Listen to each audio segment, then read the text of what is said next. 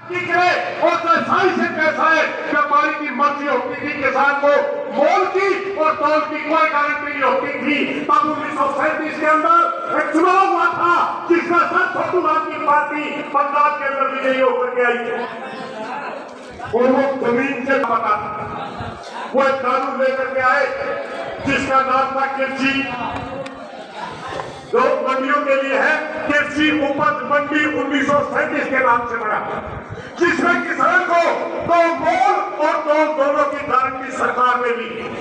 आप लोगों को आज तक वो कानून जानने वाली क्योंकि भारतवर्ष जब आजाद हुआ उस कानून को रिपीट कर दिया गया, युगायुग लागू कर दिया गया और उसके अंदर और भी अमेंडमेंट किए गए। कोई भी किसान मंडी में चिप्स लेकर के आता है, सबसे पहले मंडी का सेक्रेटरी या कोई उपलब्ध ये पूछने आता था आंटी की दुकान पे कितनी फसल है, किस किसान की है, और जब बोली होती है बोली के ऊपर भी मंडी का सेक्रेटरी उसका भी वो बोली कितने रुपए में हुई किस किसान की ओर लिख के जाता है। वो क्यों लिखता है? क्योंकि किसान को दो अधिकार, कोई व्यापारी भाव कुछ बोल ले और हिसाब किसी से करे तो मंडी के सेक्रेटरी की जिम्मेवारी लगाई गई थी। सरकार की तरफ से बिचौलिया था कि किसान को जिस भाव से बोली में उसका अनाज छूटा उसका हिसाब करवाना सरकार की जिम्मेवारी। ये दोनों अधिकार किसान को दिए गए थे। उसके बाद हर साल कंडा और बाट चेक करना हुआ, मंडियां बनी।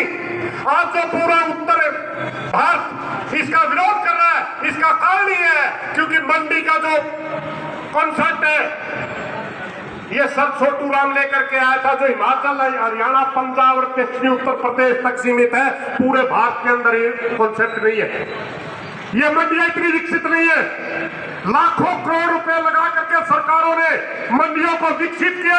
हरियाणा पंजाब के अंदर तो यहां तक कि परचेज सेंटर तक खड़े कर दिए गए और एक ईमानदार व्यापार की शुरुआत हुई। और इसको खत्म क्यों किया जा रहा है मैं आपको अब बताता हूं। बहुत सी बातें साथी फूल सिंह ने बता दी, मैं उनको दोबारा नहीं दोहराऊंगा। 1.5 लाख करोड़ रुपए का लीकेज है एचसीआई के अंदर। 1.5 लाख करोड़ का भ्रष्टाचार हर साल होता है। और भ्रष्टाचार कौन करता है? सरकार के अधिकारी, नेता या एचसीआई से जुड़े हुए कर्मचारी। गेहूं का बोरिया लगाई, 5-5, 7-7 किलो निकाली, उसमें पानी मार दिया, सड़ा दी। रोकना तो भ्रष्टाचार चाहिए था, मगर एचसीआई को खत्म करने के लिए अमेंडमेंट लिया है।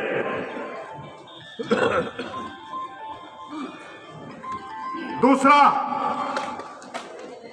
जो मंडियों के को खत्म करने का जो सिस्टम है, जो तरीका चलाया गया, आज कहते हैं भारतीय जनता पार्टी के बहुत से साथी की किसान को आजाद कर रहे, किसान को गुलाम कर रहे। 133 जब 1933 का जमाना आप वापिस लाने जा रहे हैं।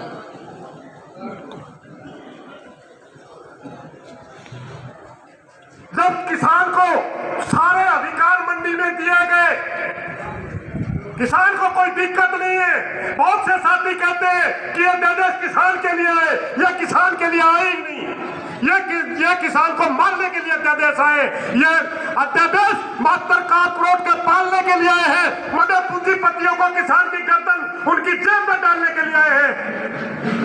ये किसान के लिए अध्यादेश नहीं आए। पहला अध्यादेश मंडियों को खत्म करेगा क्योंकि मंडी से बाहर से अगर कोई व्यापारी खरीदेगा उसके ऊपर कोई भी टैक्स नहीं लगता।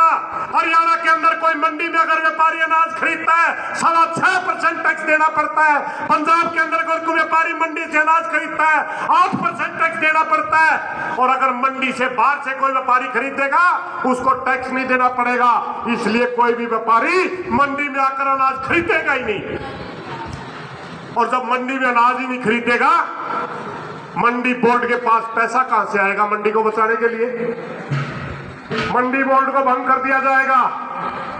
मैं आपको छोटी सी बात बताता हूं। डैम के अंदर का गोदाम है अडानी का, सीधा अनाज पहले भी खरीदता था और आज उसको छूट दी गई है। एक छोटा सा उदाहरण ले लीजिए, आपका गेहूं अगर 2000 रुपए बिकता है, अडानी कहेगा मेरे गोदाम के अंदर जाइए, मैं आपको 2050 रुपए दूंगा।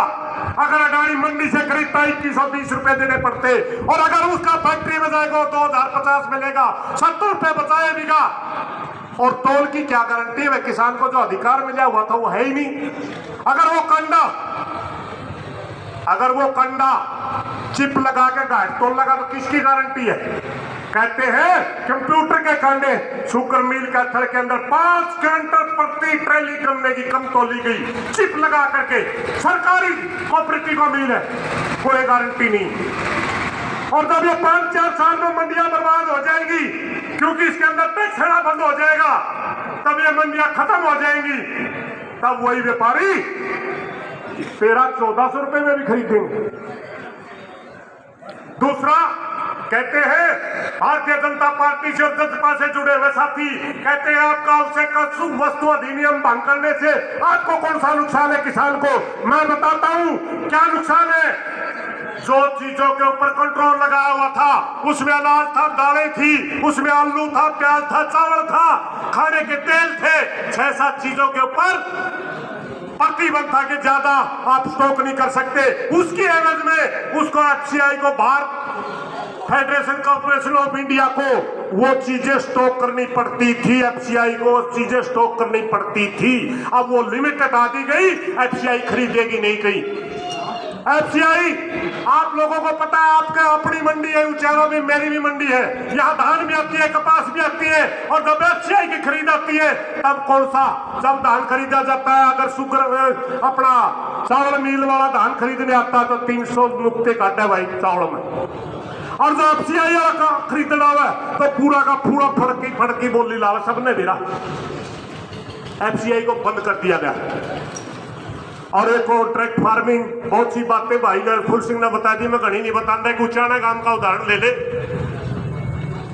उचाना गांव का अगर किसी व्यापारी ने ठेका कर लिया कि आप पूरा उचाना गांव गेहूं लगाएगा और मैं 2100 रुपए में खरीदूंगा, उसके 8 फ्लोर में अगर वो सारे पूरे होंगे तो 2100 रुपए देगा। और अगर पूरा उचाना गांव में गेहूं लगाई, बड़ी अच्छी पैदावार हो, यार मौके के ऊपर प्राकृतिक आपदा होगी, बारिश आएगी, गेहूं पड़ गई, दाना छोटा रह गया या दाना फेड हो गया, काला पड़ गया, तो कहेंगे आपकी गेहूं के अंदर चमक नहीं है, छोड़ जाएगा। कहेगा आपका दाना छोटा है, छोड़ जाएगा। और कोई भी किसान को पावर नहीं दी गई है किसी कोर्ट में जाकर के वो उसको चैलेंज करते, मात्र एसडीएम को पावर दी गई। एसडीएम हमेशा सरकारों के होते हैं, सरकारों के तलवे चाटने वाले होते हैं। यह है इन अध्यादेशों की सच्चाई। और साथियों, फिर दूसरी बात कहते हैं कि बातचीत में ये हो गया, फलानी यूनियन ये करगी। 17 संगठन थे जब ये इकट्ठे हुए, आंदोलन चलाया, 17 के 17 एजीटीजीपी आंदोलन लड़ रहे हैं, कोई भी गया नहीं है, कोई नहीं टूटा। जो टूटे, जो किसान के नाम पर सरकार से बात कर रहे हैं, वो आंदोलन का हिस्सा ही नहीं थे। सरदार गुरनाम सिंह जी चडूनी, भारतीय किसान यूनियन उसका एक गुट है, वो लड़ रहा है। भारतीय किसान संघर्ष समिति के नाम से हमारे साथी 5-6 जिलों में काम कर रहे हैं, आपके बीच में ही बैठे हैं, वो लगातार काम कर रहा है। दाबावली के अंदर सरदार जी वो लगातार काम कर रहा है। आपकी किसान यूनियन दूसरी है, सेवा सिंगारिया, वो भी काम कर रहा है। आपका शमशेर दैया वो भी काम कर रहा है। फिर किसका नाम ले रहे हो आप? 17 के 17 नाम लेऊंगा तो फिर भी फालतू बात हो जाएगी। एक भी आदमी नहीं टूटा है, मात्र सरकार के कुछ चंद लोग, ये हर आंदोलन में होता आया, चंद लोग कुछ पैसे की खनक के लिए या मात्र राम राम करने के लिए नेताओं के, उन्होंने इस किस्म का ड्रामा रचा कि यूनियनें टूट गई। आज 52 धरने हरियाणा के अंदर चल रहे, 52, 3 धरने हिसार में चल रहे हैं।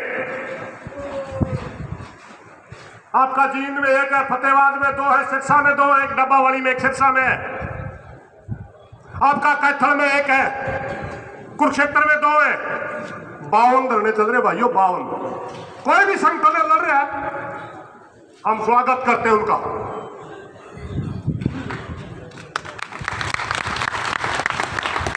एक छोटी सी बात बता दूं, लंबी हो जाएगी, वो तो उचाना रहे तब खिंच भी जाओगे। बहुत से साथी इस भाई का किमें किमें नाम कर रहे हो, लेकिन किमें किमें असलियत में वो नाम नहीं, असलियत में नाम कुछ अलग है। एक छोटी सी कहानी है। एक जंगल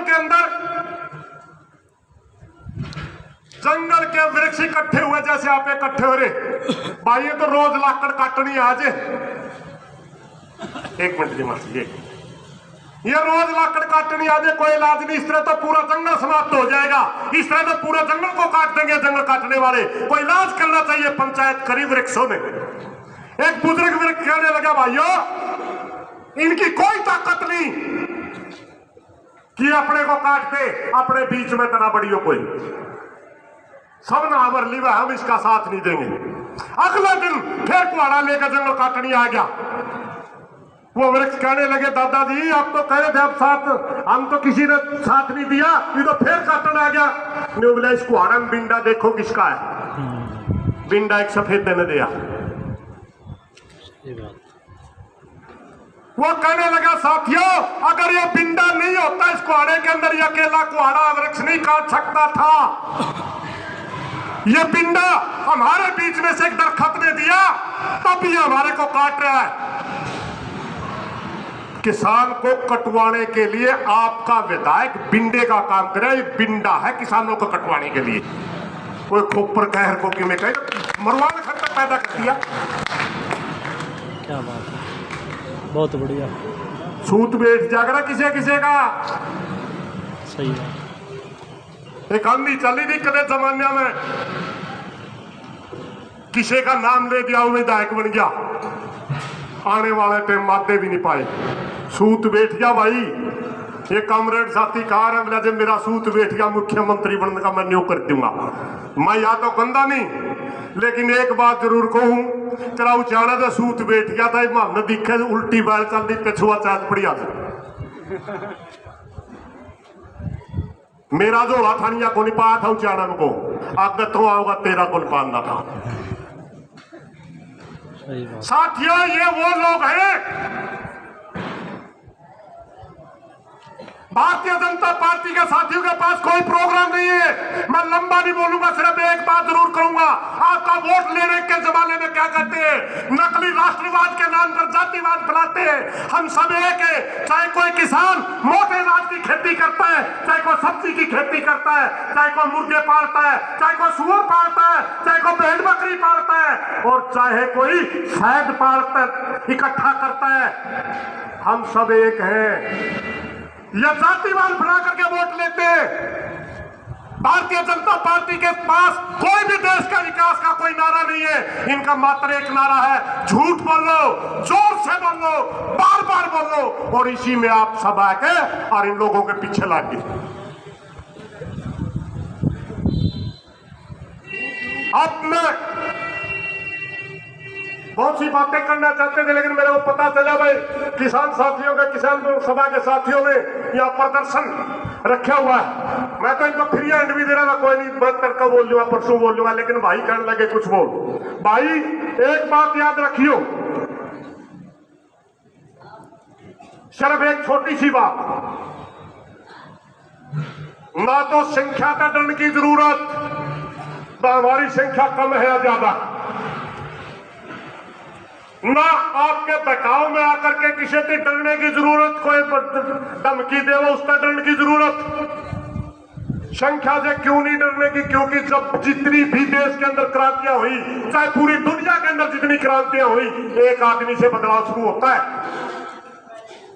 हमने 5-5 आदमियों के आंदोलन लड़े हैं, 5 सिर्फ 5 बैठे, और वही लाखों की संख्या भी हुई।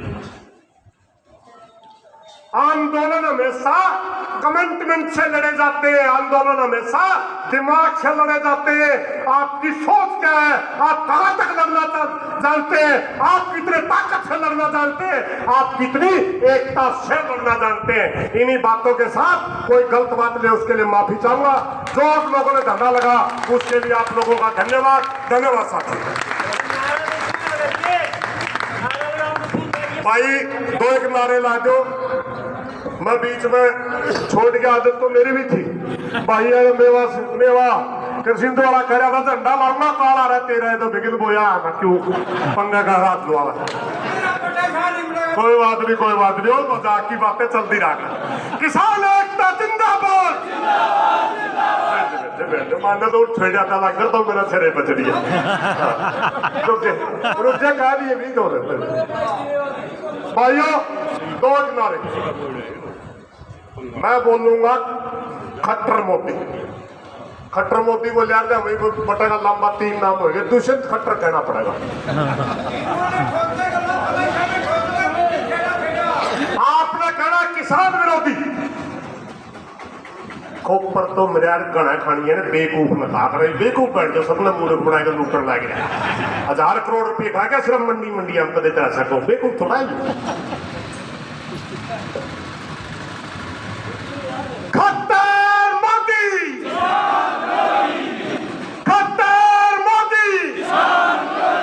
एक आप नारा दोगे मैं बोलूंगा जब किसान एकता करता है तो आपने कहना मरने से नहीं डरता है। ये अपने को डराने की कोशिश करें। अगर गुरुराम सिंह को गिरफ्तार किया गया पहले अपने ऊपर लाठीचार्ज किया गया। जब किसान एकता करता है, जब किसान एकता करता है। धन्यवाद।